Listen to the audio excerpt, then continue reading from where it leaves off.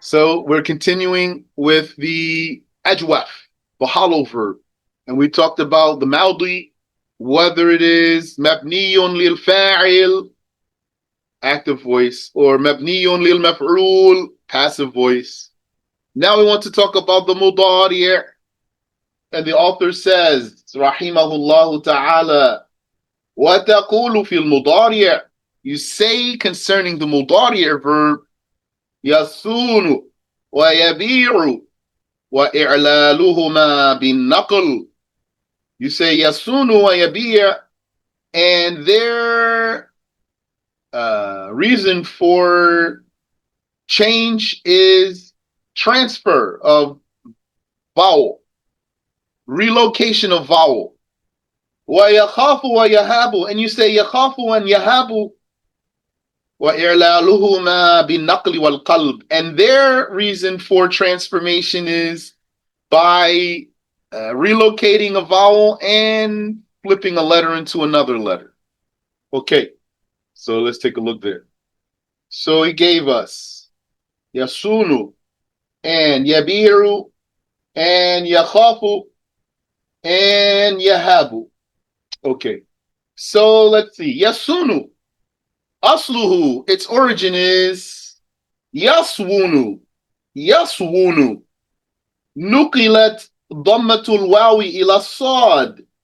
So the sad became having the dhamma, and then that leaves the waw for sukun. And then that's it. So it became yasunu. So when we say its origin was yaswunu, because you know that's how the mudariya is. Like yaktubu, you say kataba, yaktubu. So this was yaswunu in origin. All we did was slide that haraka over to the previous letter, leaving the letter that had the haraka with a sukun. So I think that's clear. If you have a question, feel free, please. And also we have here yabiru. So yabiru, its origin is yep yiru. Yep yiru. So what then happened? The kasra on the ya was relocated to the ba, effectively leaving the ya with sukun. And so it became yabiru after it was yabiru. So for these two, the author said, وَإِعْلَالُهُمَا بِالنَّقْلِ only. Transfer is the reason for their transformation. Transfer of the vowel, relocating the vowel. Now, يَخَافُ and يَهَابُ, this is review for me. So I'm going in cold here. Bismillah. يَخَافُ. So what's the origin of this alif here? Is it a wow or a ya? So I'm going to think about, Yani, let me here. Firstly, rewrite this clearly. يَخَافُ. Okay. So my first question in trying to determine what's going on here in يَخَافُ is what's the origin of that alif? And the author, he gave me a hint what I should be trying to do here, because he said the i'lal, the reason for this verb to be transformed here, is naql, transfer of vowel, and qalb, flipping of a letter into another letter. So whatever we do here, both of those have to take place. If either one of those is missing, we're making a mistake. And now I'm going in cold here, and let's see. So yakhafu. How do I determine what this alif was? Was it a wow or was it a ya? I would determine that firstly by examining other stages of this word's morphology. Yes. So the maldi, the past tense is khafa. I can't use that one because the alif is there. I'm trying to figure out where the alif came from. Yakhafu. And the masdar though is khawf. Where'd that wow come from? Khawf. So then looks like the origin of this alif is a wow. So then I'm going to say here the origin of this alif here in yakhafu is a wow. And if so, then that means that the origin was Yahwafu. But was the haraka here Fatha, Kasra, Dhamma? We're going to go with Fatha. Because I can see from here what? The vowel's going to get slid over. He said has i'lal of naql. So this Fatha is actually going to find its way to the kha in front of it. And this wow is going to turn into an alif. So Yahwafu is going to become Yakhafu. And the reason for its transformation is relocation of a vowel and flipping one letter into another letter. And Yahabu, let's see. Yahabu, he says also this its origin is naql, its i'lal is naql and qalb. Relocation of a vowel and flipping a letter into another letter. So now I want to know what's the origin of this alif here. Is it a wow or is it a ya? No. I think it's a ya because the author is most likely going to give us one example of both kinds. He just gave us a wowie. Would he give us another wowie? It's not impossible, but not likely he did that. Most likely he gave us a ya'i here so that both cases can be explored. Nevertheless, let me investigate some other stages of this verb's morphology and see if something appears. So, the past tense of yahabu is haba. Haba, that's not helping me here. I want to know what that alif is. Haba yahabu, hayba. The ya appeared. Hayba. What's the hayba, by the way? Very important. The hayba is the awe, A-W-E. Some people translate it as fear, but it's not fear so much as like reverence, awe, respect, the hayba.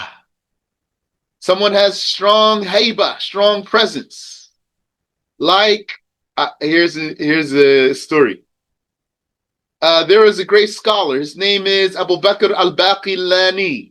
He was invited by the Christians to a debate. And so he went there, and these Christians had a kingdom. And their king, he knew, their king, his habit was to make people bow down to him. And he knew that this Muslim will never bow down to him. So he wanted to do something. So he thought, I'm going to make him bend over for me. So what he did, he made them lower the door. He had his throne put on the other side of the door and made them lower the door so that the scholar will bend over so to come in through the door, and he will suffice with this, that he will consider that this Muslim has bent over for him. So the scholar got there and he saw the door and he knew the scheme. So what he did, he took his turban off and he turned around. He put his back to the door and then he bent over and he walked in backwards so that the first thing the king encounters is his rear end. Then he stood up straight, put his turban back on and turned around. Bahabu, they all had heba for him. And it was like, dang. And then he defeated them. That's heba. Okay. So, haba haybatan. So, what happened then? Then it must have been that the origin of yahabu is yahyabu. Yahyabu. So then, the vowel was relocated to the ha, and the ya itself flipped into an alif. And so it became yahabu wa i'laluhu bin naqli wal qalb. The reason for its transformation is relocation of the vowel and flipping one letter into another letter. Any question here? Okay. That one I told you, he is Abu Bakr al-Baqillani. He is one of the great Ash'aris, one of the sheikhs of the Ash'aris. One of those that is a big reason for the spread of the Ash'ari school throughout the world. Okay, then the author goes on and he says, وَيَدْخُلُ الْجَازِمُ عَلَى الْمُضَارِعِ. The jazim, the particle of jazm, enters in upon the mudari' verb. فَتَسْقُطُ الْعَيْنِ. And then the ayn will drop, meaning the middle root letter. That middle root letter, which is the reason for us to call this type of verb a hollow verb. That letter that makes this verb a hollow verb, it's going to drop. إِذَا سَكَنَ مَا بَعْدَهَا. That's when the letter after that ayn, the letter after that middle letter will have a sukoon because of the jazm. He's going to give us an example, but I'm going to give you an example real quick here of one that you know from the Quran. وَلَمْ يَكُنْ لَهُ كُفُوًا أَحَدٌ. وَلَمْ يَكُنْ. لَمْ يَكُنْ. Lam is the jazm, the particle of jazm. And yakun is the fi'lun majzoom. What's the origin of yakun? Yakunu. Kana yakunu. It's a hollow verb. Kana yakunu. Lam yakun. Yani lam puts a sukoon on the end of the verb. And therefore, the wow is going to drop, and then the result's going to be walam yakun. وَلَمْ يَكُنْ لَهُ كُفُوًا أَحَدٌ. قُلْ هُوَ اللَّهُ أَحَدٌ. اللَّهُ الصَّمَدُ. لَمْ يَلِدْ. لَمْ يَلِدْ. You noticed? لَمْ يَلِدْ. Sukoon there. Because lam is the jazm. And sukoon is the sign of jazm. So if you don't remember what I'm talking about now, you need to review. But if you have a question, feel free to ask. لَمْ يَلِدْ. وَلَمْ يُولَدْ وَلَمْ يَكُنْ. Okay. So, يَدْخُلُ الْجَازِمُ عَلَى الْمُضَارِعِ. The jazim, the particle of jazm, comes upon the mudari' verb. فَتَسْقُطُ الْعَيْنِ إِذَا سَكَنَ مَا بَعْدَهَا. Then the middle root letter will drop when the letter after it is made devoid of a vowel, does not have a vowel, will lose its vowel because of lam. وَتَثْبُتُ إِذَا تَحَرَّكَ مَا بَعْدَهَا. And that middle root letter will stay firm when whatever is after it has a vowel. So he's going to demonstrate for us. تقول, you say, لم يصن. لم يصن. Like you say, لم يكن. لم يصن. So what happened there? The wow was erased because yani the verb was yasun.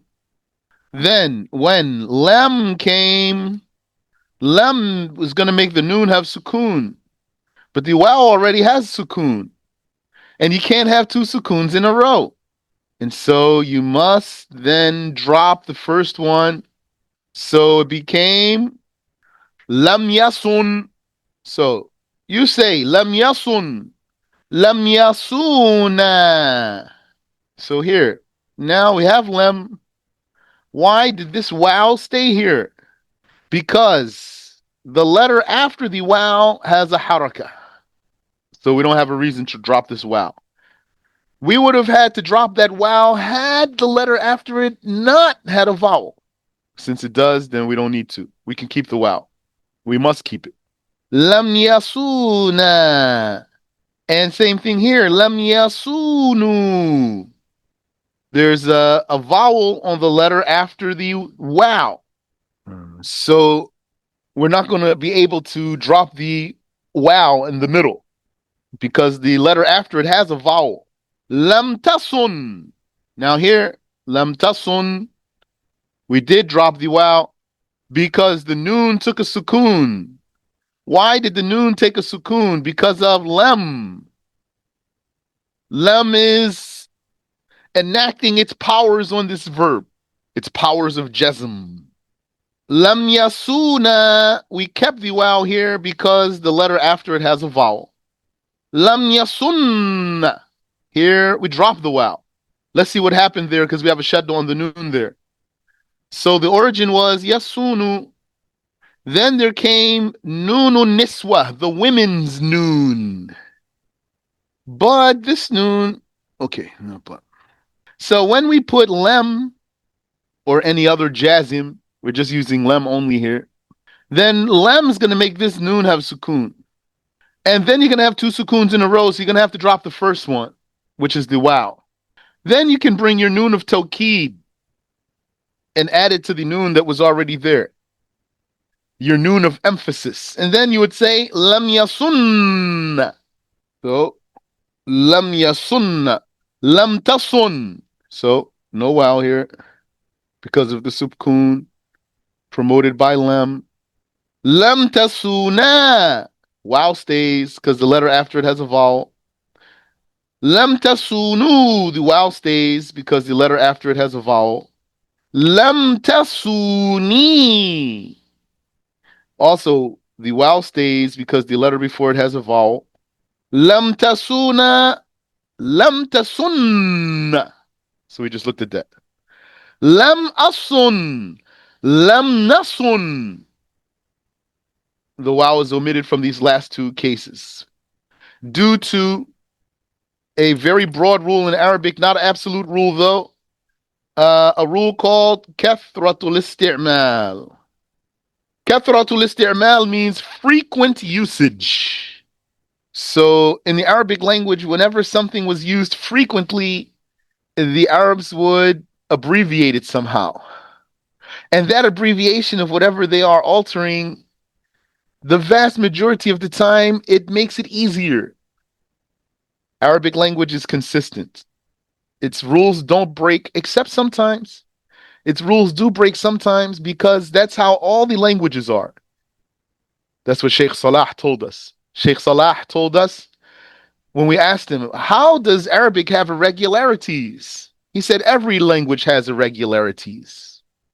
How did I get there though? Kathratul isti'mal, frequent usage. It is a rule by which the Arabs abbreviate things that would have been longer, and they do so because they use it more than other things. Yani, the ancient Arabs we're talking about, not the current Arabs, the ancient ones. Okay. So where's the kathratul isti'mal here though? Lam tasunu, lam tasuni, lam tasuna, lam tasunna, lam asun, lam nasun. I don't know why I was talking about kathratul isti'mal at the moment. So I think that's clear. Any question here? Okay. So let's finish this paragraph here. The author says, وَهَكَذَا قِيَاسُ لَمْ يَبِعْ. And like that is the gauge, yani the consistent rule. The qiyas means comparison. Qiyas, I'm going to translate it in these lessons as consistent rule. Why I'm going to translate it as consistent rule if it means comparison? Because the qiyas means when you come across something and then you know how to say it because you're following a consistent rule. You're going to say, when you say such and such, for example, you say, lam yakun. If I say lam yakun, then I should say lam yasun, like that. Consistent rule. And if I say lam yakun and lam yasun, I should say lam yabi'. Consistent rule. That's qiyas. وَهَكَذَا قِيَاسُ. And this, likewise, what has been mentioned, that is the very consistent rule of lam yabi'. So the ya is omitted. Lam yabi'a. Here the ya stays because the letter after it has sukoon. Lam yabi'u ila akhirihi, etc. So he doesn't need to repeat himself. He's depending on your intelligence to understand that. So if you need to, go back and study it, review it, memorize it, read it over and over again aloud so you hear yourself. And then he gave another example. وَلَمْ يَخَفْ لَمْ يَخَافَ لَمْ يَخَافُوا. So in yakhaf, the alif is erased because the fa has sukun. Yakhafa lam yakhafa, the alif stays firm because the the letter after it has a vowel. Lam yakhafu, the alif stays firm because the letter after it has a vowel. That's qiyas, consistent rule. Ila akhirihi, etc. وقس عليه وقس عليه الأمر نحو سن سونا سونو سوني سونا sunna. Okay. He says, and compare to this, the imperative verb, the command verb. He's saying it's going to work just like the MuDari verb works. But let's stop here. And next week, we can just tackle this sentence here about the imperative verb, and we'll move on. Any question?